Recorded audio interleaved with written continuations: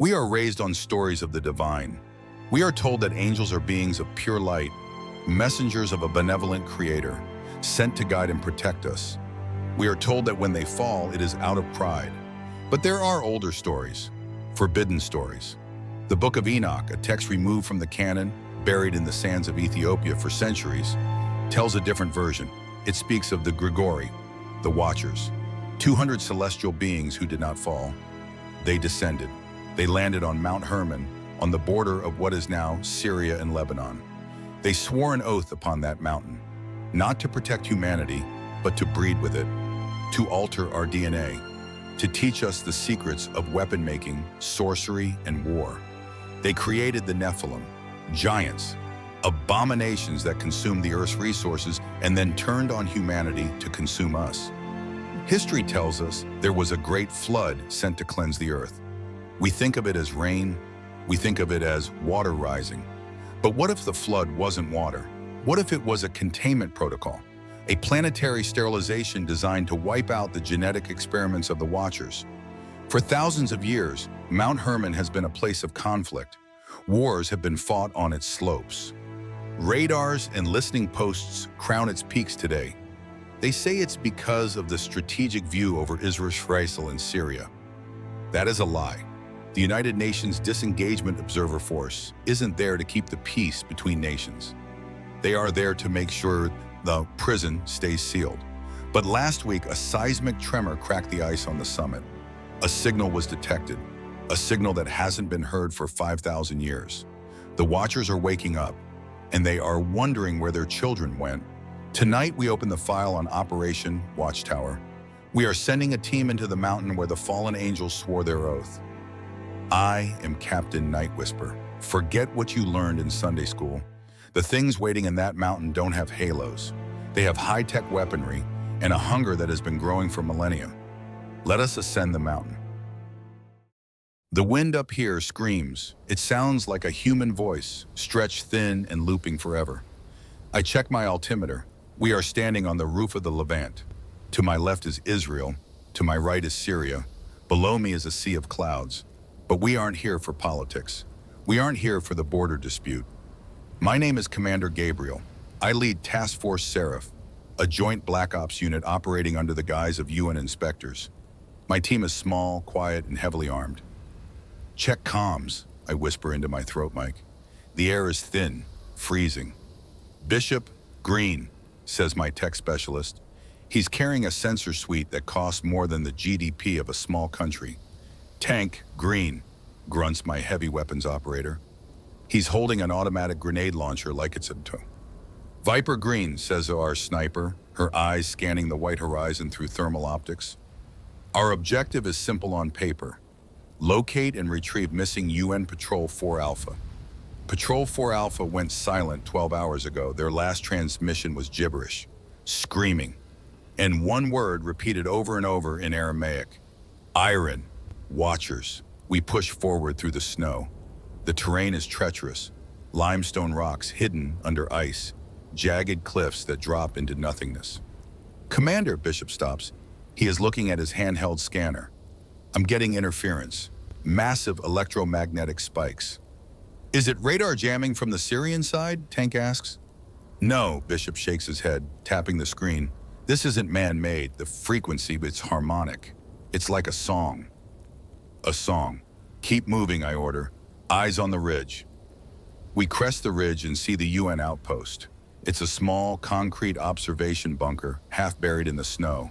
The UN flag is torn, flapping wildly in the gale. Standard entry pattern, I signal. We stack up on the door. It's unlocked. I push it open. The inside of the bunker is warm. The heater is still running.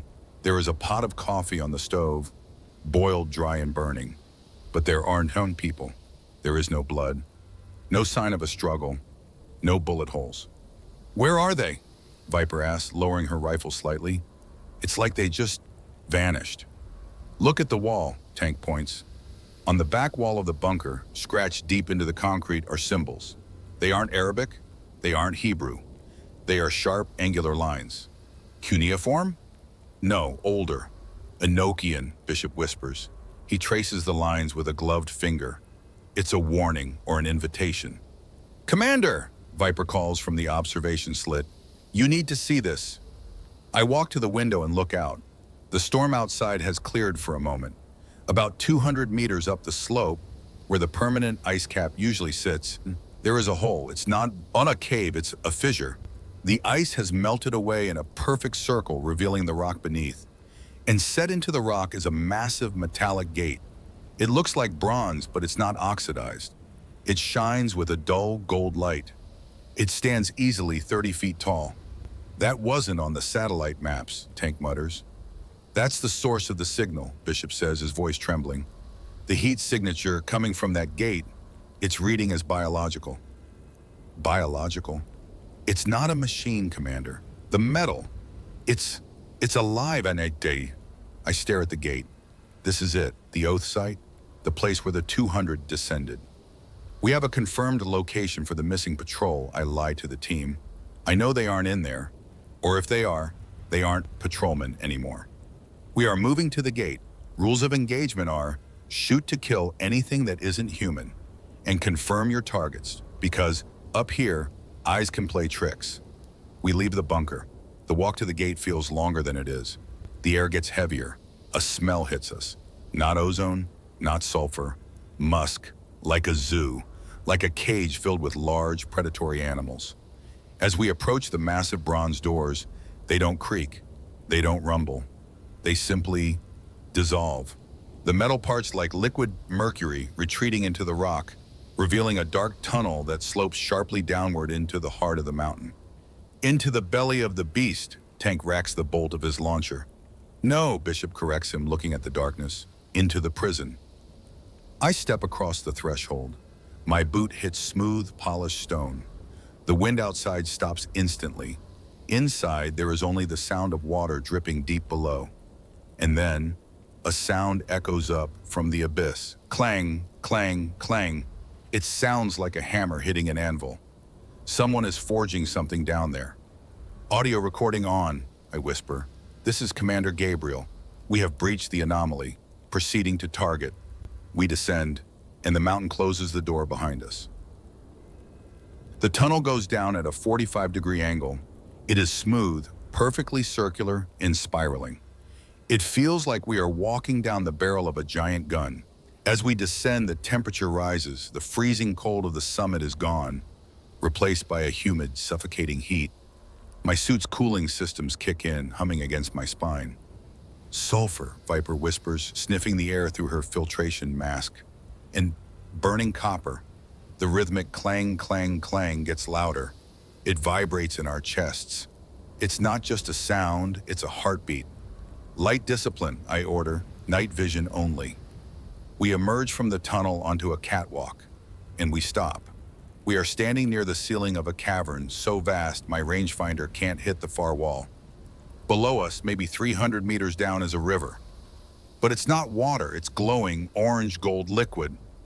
Molten metal or something else? "Look at the machines," Bishop says, his voice filled with terrified awe. Suspended over the river of fire are massive mechanical arms. They are black, segmented, and move with a fluid, organic grace. They are dipping objects into the molten river, pulling them out, and hammering them on anvils made of glowing blue crystal. Clang. Sparks fly. Blue electrical sparks. "What are they building?" Tank asks, leaning over the rail. I zoom in with my optics.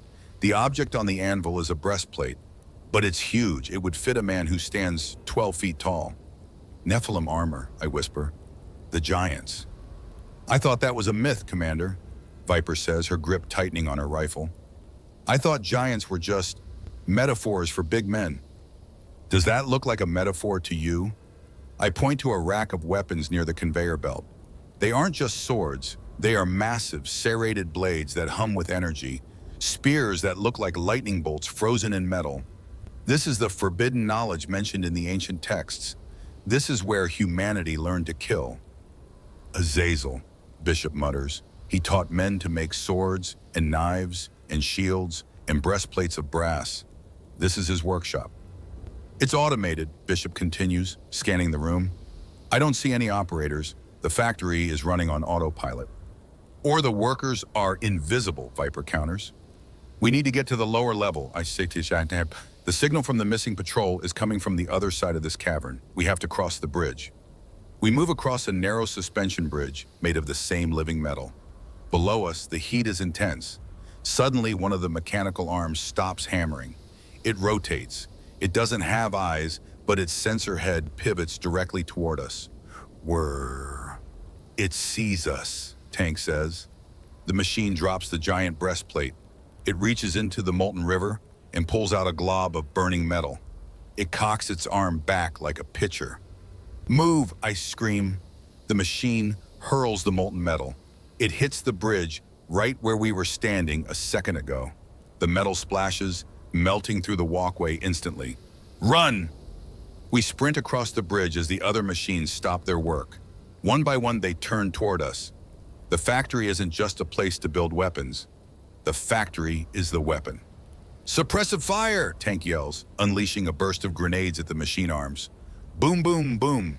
The explosions rock the mechanical arms, knocking them off balance. We dive into the tunnel on the far side of the cavern, just as the bridge behind us is torn apart by a massive pincer. We collapse in the corridor, gasping for air. The heat is behind us now. But ahead, the air is cold again, and sterile. We're out of the forge, I say, checking my ammo. Sound off. All green, and the team replies. What comes next? Tank asks. If that was the hardware store, Bishop says, looking at the smooth white walls of the new corridor, then this must be the software department. The transition is jarring. We left a hellscape of fire and iron and walked into an operating theater. The walls here are white, luminescent stone.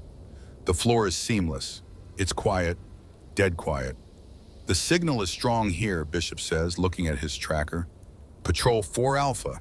They are close, within 50 meters. We move in tactical formation. The corridor opens into a circular room lined with tall, transparent cylinders. What are these? Tank asks, shining his light into one.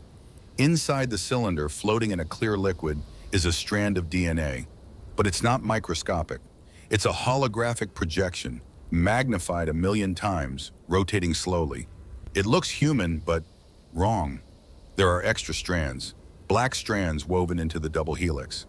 It's a genetic library, Bishop says, plugging his deck into a console. Commander, look at this data. I look at his screen. The text is scrolling fast. It translates into English automatically. Project, Adam, status, failed. Too docile. Project, Eve, status, failed. Genetic instability. Project, Nephilim, status, success. Aggression maximized. Empathy deleted. They weren't just teaching us, Viper whispers, horrified. They were breeding us, like cattle, trying to make a better soldier. And they succeeded, Bishop says. The text says they created a hybrid. Half watcher, half human. The men of renown, the heroes of old. Where is the patrol, Bishop? I interrupt. Focus. Right ahead, Commander, through those doors. We approach a set of double doors. I push them open. The room beyond is a lecture hall, rows of stone benches facing a raised platform. And on the platform, sitting in chairs, are 5 men. They are wearing blue UN helmets. Alpha Patrol, I call out. This is Task Force Seraph. Identify! They don't move. They are sitting perfectly still, facing away from us. We approach slowly. My gut is screaming that something is wrong. Sergeant? I reach out and touch the shoulder of the man in the center. He turns his head slowly. His face is gone. Where his eyes, nose, and mouth should be, there is a smooth metal plate fused into his skull. Wires run from the plate into the back of the chair. Oh, God, Viper gags. All 5 of them turn. None of them have faces. They are all plugged into the central dais. They aren't prisoners, Bishop says, his voice shaking. They are processors. The system is using their brains as hard drives. Suddenly, the speakers in the room crackle to life. It's not a recorded message. It's a voice speaking through the vocal cords of the men, synthesized into one. Unauthorized entry. The voice is distorted, overlapping. Subjects identified. Genotype, degraded. Purity, 0. Cut them loose, Tank yells, pulling his knife. We have to get them out. Don't touch them, Bishop warns. If you disconnect them, you'll scramble their brains. They are part of the network now. You seek the knowledge of the Watchers, the voice booms. But you are not worthy to hold the sword. You are the clay. We are the potters. Who are you? I yell at the faceless men. Are you Samyaza? Are you Azazel? The 5 men stand up in unison. The wires snap from the chairs, but remain attached to their skulls, trailing behind them like tails. We are the architects, and we have been sleeping too long. Thank you for bringing us fresh biological material. The men draw their sidearms, but they don't hold them like soldiers. They move like puppets, jerky and unnatural. Contact! I scream. The patrol opens fire on us. Their own brothers. We dive for cover behind the stone benches. Bullets chip the white stone. I can't shoot them, Viper yells. That's Sergeant Miller! I know him.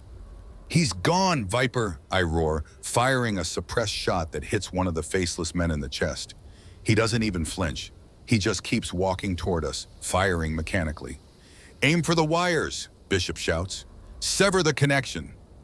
We are pinned down in a library of sins, fighting faceless ghosts, while the ancient computer system judges our genetic purity. And in the shadows behind the platform, something much bigger begins to stir. A tank is draining. The Nephilim are waking up. The faceless men of Alpha Patrol are down. It wasn't a fight, it was an execution. We had to put them down.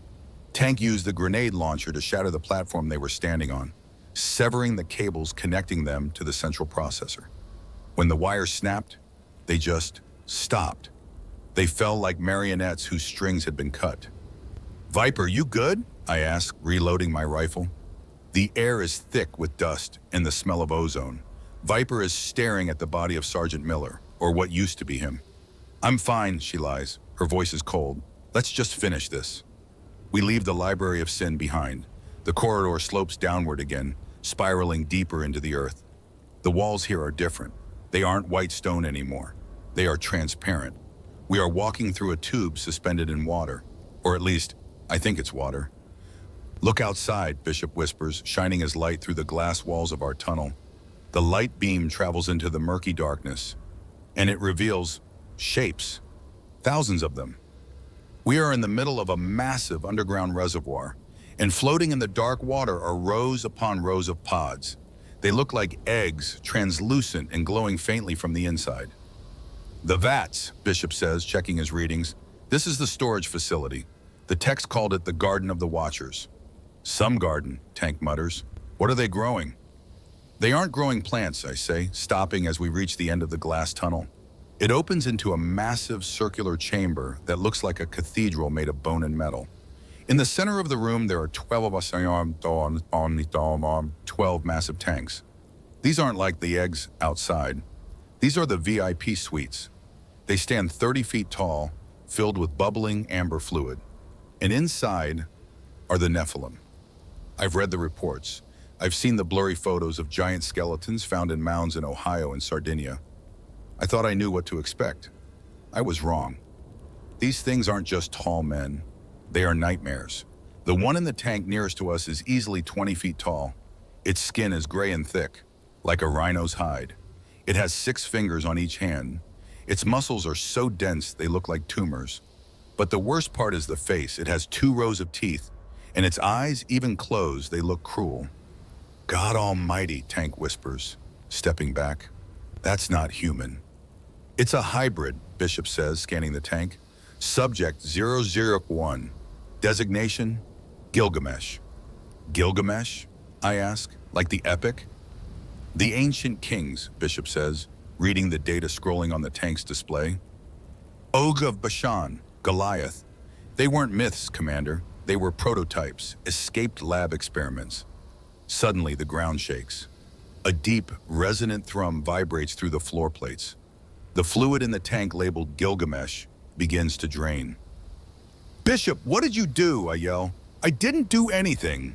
Bishop screams, frantically tapping his deck. The system is overriding me. It's initiating protocol, flood defense. It knows we're here, Viper says, raising her sniper rifle. It's waking the dogs.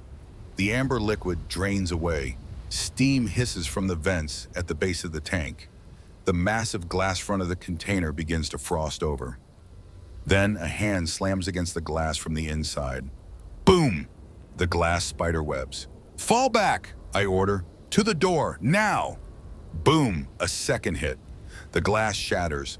Thousands of gallons of fluid crash onto the floor, washing over our boots. And stepping out of the mist, wet and naked, is the giant. It inhales, a sound like a jet engine starting up. It straightens its spine, bones cracking loudly. It towers over us, blocking out the light. It looks down at us. It doesn't roar. It doesn't scream. It smiles. And then it speaks. In a language that sounds like grinding stones, but somehow I understand every word. Small meat. It lunges. Open fire, everything you've got. I squeeze the trigger of my MK-17. The 7.62 millimeter rounds slam into the giant's chest. Thud, thud, thud. They don't penetrate. They flatten against its gray skin like pellets hitting a steel plate. The giant doesn't even flinch. It just keeps coming, moving with a terrifying speed for something that size. The grenades! Tank, hit him! Tank levels his automatic launcher. Thump, thump, thump. 3 high explosive rounds hit the Nephilim squarely in the torso. The explosions engulf it in smoke and fire. The shockwave knocks us back. Direct hit, Tank yells. Target down? The smoke clears. The giant is still standing. There are burns on its chest, black scorch marks, but no blood. It wipes the soot off its chest with a hand the size of a shovel. It looks annoyed. It reaches out and grabs a metal support pillar, a solid steel beam 2 feet thick. It rips the beam out of the floor like it's a toothpick. Scatter, I scream. The giant swings the beam. It misses me by inches, the wind of the swing nearly knocking me over. The beam smashes into the wall, shattering the stone. Aim for the eyes, Viper yells. She is calm, the only one of us not panicking. She takes a knee, exhales, and fires a single 50 caliber round. Crack, the bullet hits the giant right in the left eye. Black blood, thick and oily, sprays out. The giant roars in pain, dropping the beam and clutching its face. It bleeds, I yell. Keep hitting the head. But the giant is fast. Blinded in one eye, it goes into a berserker rage. It charges Tank. Tank tries to reload, but he's too slow. The giant backhands him. I watch in horror as Tank, 250 pounds of man and armor, flies across the room like a rag doll. He hits the far wall with a sickening crunch and slides down. He doesn't move. Tank, Bishop screams. Leave him! I grab Bishop by the collar. He's gone! We can't fight this thing here. The giant turns its remaining eye toward us. It picks up a piece of the shattered glass tank, a shard as big as a door, and hurls it. I dive. The glass slices the air where my head was, embedding itself deep into the floor. The corridor! I point to a small maintenance hatch behind the tanks. It's too big to follow us in there. We sprint for the hatch. This giant realizes what we are doing. It roars and stomps after us, the floor shaking with every step. Viper fires 2 more shots to cover us, but the giant shields its face with its massive arm. The bullets spark off its bone-like forearm ridges. I reach the hatch, spin the wheel, and throw it open. Bishop, inside! Viper, go! They dive in. I look back. The giant is 10 feet away. It reaches for me. I pull the pin on 2 flashbangs and drop them at my feet. Then I dive into the hatch and slam it shut. Bang! The muffled explosion rings through the door. A second later, something slams into the heavy steel door from the outside. The metal buckles inward. Bang! Another hit. The hinges are groaning. Move! I yell, pushing Bishop down the narrow maintenance tunnel. It's going to tear the door off. We scramble on our hands and knees. This tunnel is tight, dark, and smells of sewage. Behind us, the sound of tearing metal echoes down the pipe. It's through. Is it following? Viper gasps, crawling ahead of me. It can't fit, I say. trying to convince myself it's too big. Then I hear it, a scraping sound, like wet leather rubbing against concrete. It's squeezing in, Bishop whimpers. It's dislocating its joints. It's coming after us. Don't stop, I shout. Keep crawling. We crawl for what feels like miles. My knees are bleeding. My lungs are burning. Behind us, the scraping sound gets louder. Closer. Suddenly, the tunnel opens up. We spill out onto a metal grate floor. We are in a silo, a vertical shaft that goes down into darkness. And floating in the center of the shaft are the pods, not the Nephilim tanks. These are different. Sleek, silver, coffin-like pods arranged in a circle. 200 of them. We found them, Bishop whispers, shining his light on the pods. The VIPs. We are in the sleeping quarters. We have found the Watchers, and the thing crawling in the tunnel behind us is hungry. We hit the metal grating of the silo floor hard. Bishop rolls, clutching his scanner. Viper is instantly up, weapon trained on the vent we just squeezed out of. Screech! The sound of metal tearing echoes from the tunnel. Gilgamesh is still coming. He is forcing his massive frame through a pipe meant for maintenance drones. We can hear his bones dislocating and snapping back into place as he crawls. We have maybe 2 minutes before he pops that grate like a cork, I say, breathless. Bishop, find us an exit. Bishop isn't looking for an exit. He is staring at the bead. The silo is vast, spiraling down into darkness. And lining the walls are hundreds of silver, upright coffins. The Grigori, the Watchers. I walk up to the nearest one. The faceplate is clear. Inside stands a man, or something that looks like a man. He is tall, maybe 7 feet. His skin is pale, almost alabaster white, and flawless. No pores, no scars. His hair is like spun gold wire. He is beautiful, and it is terrifying. It is the kind of beauty that makes your stomach turn. The uncanny valley effect. It's too perfect, too symmetrical. They aren't aging, Bishop whispers. The field inside the pod, it's a resting time. They've been in there for 5,000 years, but biologically, they haven't aged a day. Are they dead? Viper asks, looking at the creature's closed eyes. No. Bishop checks his scanner. Brain activity is off the charts. They are dreaming, or communicating. Crash. The vent grate behind us flies across the room. It hits a support strut and crumples. Gilgamesh pulls himself out of the tunnel. He is covered in black slime and his own blood. His skin is torn from squeezing through the metal. He stands up, his one good eye scanning the room. He sees us. Then he sees the pods. He freezes. The rage on his face changes. It becomes something else. Hatred. Pure, ancient hatred.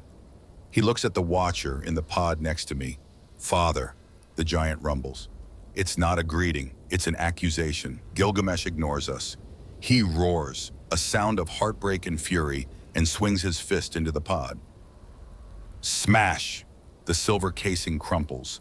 The glass shatters, the Watcher inside falls out, landing on the grating. He doesn't wake up. He lies there, perfect and vulnerable. Gilgamesh grabs the Watcher by the neck. He lifts his father up. You slept, the giant hisses, while we burned. And then Gilgamesh bites. He tears the throat out of the Watcher. But there is no blood, just a burst of blinding white light. Pure energy leaks from the Watcher's wound. The giant screams as the energy burns his mouth, but he keeps tearing, eating the light. He's eating them, Viper says, horrified. He's consuming their essence. Move, I pull Viper's arm. While he's distracted, we need to get to the bottom level. Why? Bishop asks, his eyes glued to the massacre. We should be running up.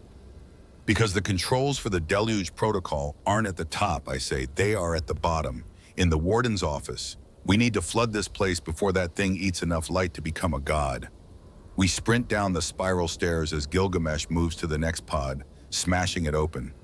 The screams of the dying machinery echo around us. We reach the bottom of the silo. There is only one door here. It is heavy, black, and covered in chains. Not metal chains, laser-etched energy bindings. And written on the door, in glowing red symbols, is a name. Azazel. This isn't an office, Bishop swallows hard. This is solitary confinement. The door opens with a hiss of depressurization. The air that hits us is dry and smells of ozone. We step inside. The room is a sphere suspended in a magnetic field. There is no floor, just a narrow walkway leading to a central platform. The walls are lined with dampening spikes. And in the center, hovering 2 feet off the ground, is Azazel. He is not like the others. He is not beautiful. He is bound. Thick beams of hard light energy pierce his wrists, his ankles, and his wings. Yes, wings. But they aren't feathers. They are tattered metallic structures, like the wreckage of a stealth bomber fused to his spine. His skin is scarred.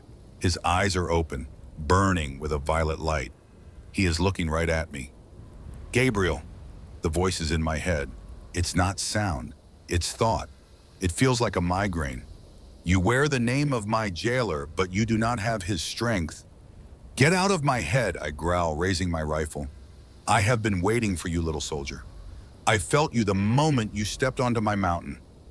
Bishop, find the console, I order, trying to block out the voice. Find the self-destruct, the flood protocol. Bishop runs to a pedestal near the prisoner. He starts typing frantically. Flood! Azazel laughs. It sounds like static. You think you can wash us away again? The water receded, but the knowledge remained. Who do you think taught you to build that rifle in your hands? Who taught you to split the atom, to weave the internet? He leans forward against his restraints. It was me. I gave you fire, and you used it to burn the world. I am not your enemy. I am your teacher. Don't listen to him, Viper says, aiming at Azazel's head. He's trying to psyop us. Bishop, status, I yell. I can't access the flood protocol, Bishop stammers. He isn't typing anymore. He is staring at the screen. Commander, the data here, it's incredible. Fusion reactors, 0-point energy, cures for cancer. It's all here. Bishop, step away from the console. We can't destroy this. Bishop turns to look at me. His eyes are wide, manic. This is the Library of Alexandria times 1,000,000. If we bring this back, we change the world. Oh, yes, Azazel purrs. Release me, and I will give it all to you. I will give you the power to kill the giant upstairs. I will give you the power to become Gus. He's corrupted, Viper whispers. Bishop is compromised. Bishop, I say slowly, lowering my weapon. That isn't knowledge, it's bait.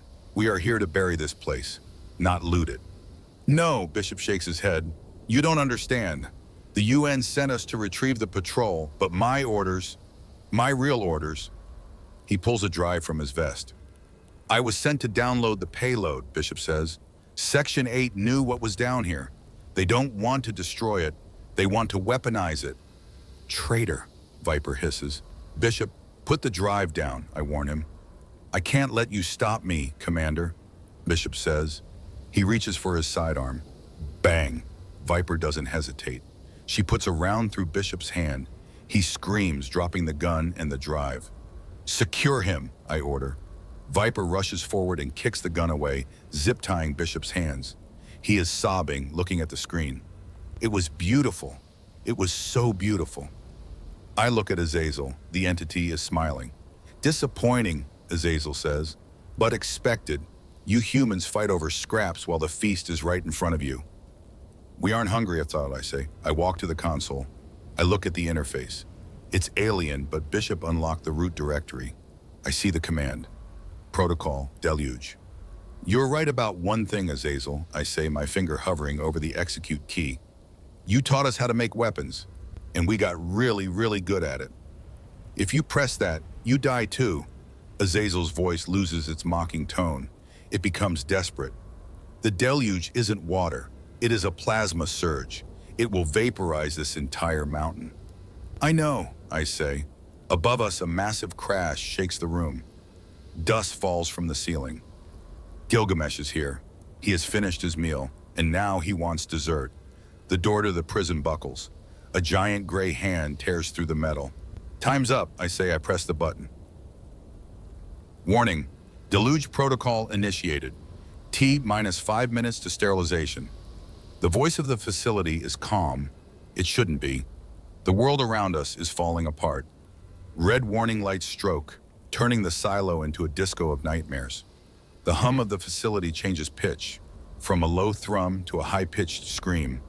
The water in the reservoirs is starting to boil. "Commander, above us!" Viper screams. I look up. Gilgamesh, the Nephilim king, has torn through the ceiling of the prison cell. He hangs from the jagged metal like a spider, his mouth glowing with the white light of the watchers he consumed. He sees Azazel. The giant drops. 20 feet of muscle and hate lands on the platform. The impact knocks us off our feet. Gilgamesh ignores us. He wants the prisoner. He wants the source. "Traitor!"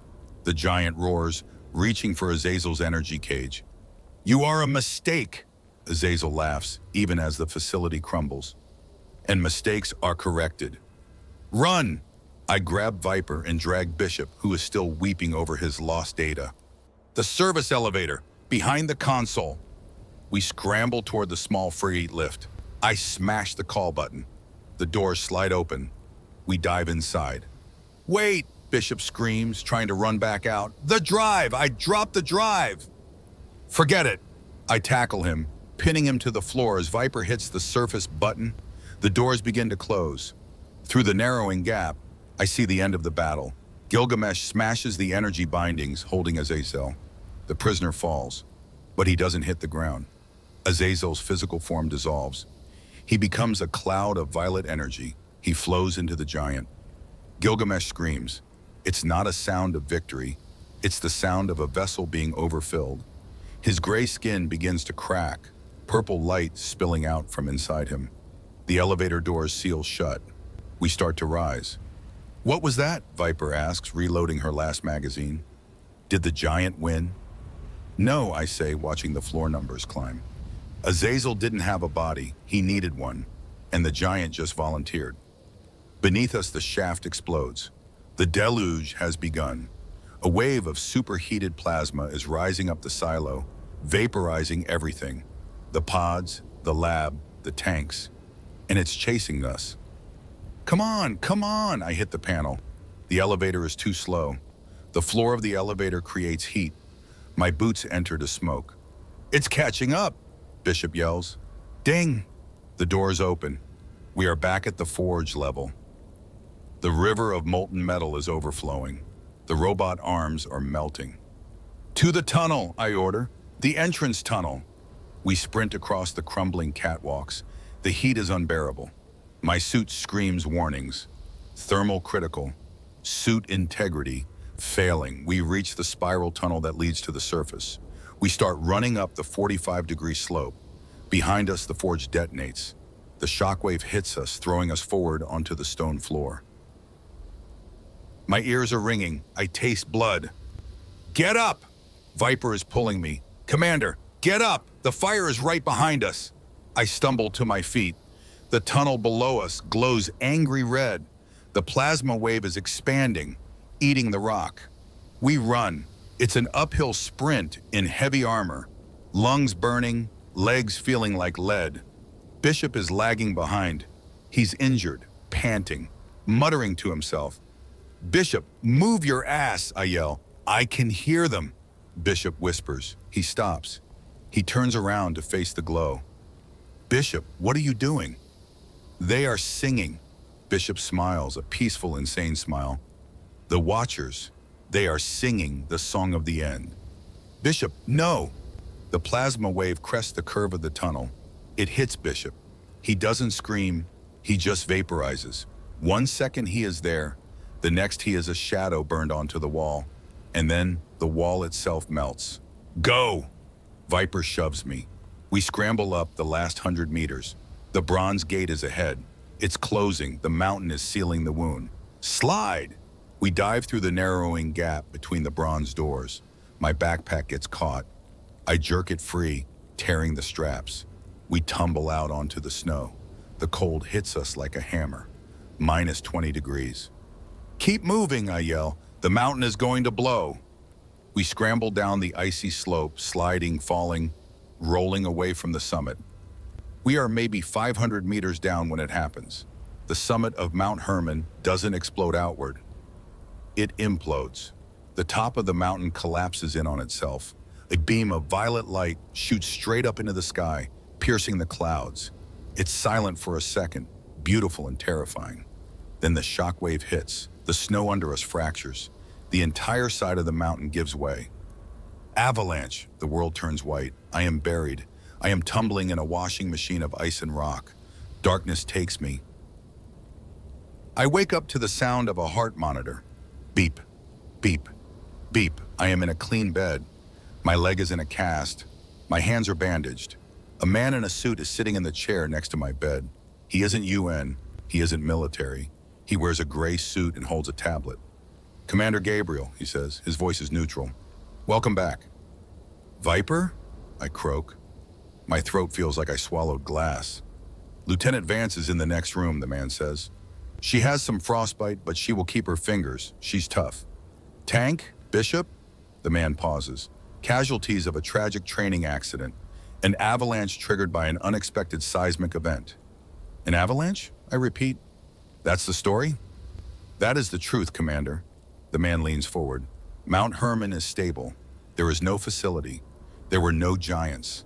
Just a rock slide and some altitude sickness. He places a document on my chest. A non-disclosure agreement. Sign this and you get a medal and a pension. Don't sign it and you never left that mountain. I look at the man, I look at the pen, I sign it. What choice do I have? Who would believe me anyway? The man nods, takes the paper, and leaves. I lie back and close my eyes. I try to sleep, but I can't because I can still hear it. The voice, Azazel's voice. It's faint, like a radio signal from a distant star, but it's there. Thank you, Gabriel. I open my eyes. I look at the TV in the corner of the room. It's a news channel. Breaking news. Technological breakthrough, the anchor says. A mysterious signal detected from space has provided scientists with a new formula for clean energy. Experts are calling it a miracle. The screen shows the data. It's the same symbols I saw on Bishop's screen. The deluge didn't destroy the knowledge. The beam of light, the one that shot into the sky before the mountain collapsed. It wasn't an exhaust vent, it was a transmission. Azazel didn't want to escape his body. He wanted to upload his mind. He is in the grid now. He is in the satellite network. He taught us to build swords. Then he taught us to build the internet, and now he lives inside it. The Watchers aren't watching from a mountain anymore. They are watching from our screens. Task Force Seraph went up the mountain to stop a threat from the past. They didn't realize they were triggering the threat of the future. The official story is that Mount Hermon suffered a natural collapse. The UN sealed the area. No one goes up to the summit anymore. But look at your phone. Look at how fast technology has advanced in the last few years. AI that speaks like humans. Algorithms that predict your thoughts. Weapons that can target a specific DNA strand. Do you think we invented all of that? Or did we just download it? The Book of Enoch says the Watchers taught humanity the secrets of heaven to corrupt us, to make us destroy ourselves. They failed the first time because they were bound in flesh and stone. But now they are code. They are data. They are the ghost in the machine. We didn't kill the fallen angels, my friends. We just gave them Wi-Fi. I am Captain Nightwhisper. Turn off your screen. Cover your camera, because the Watchers are finally watching. Good night.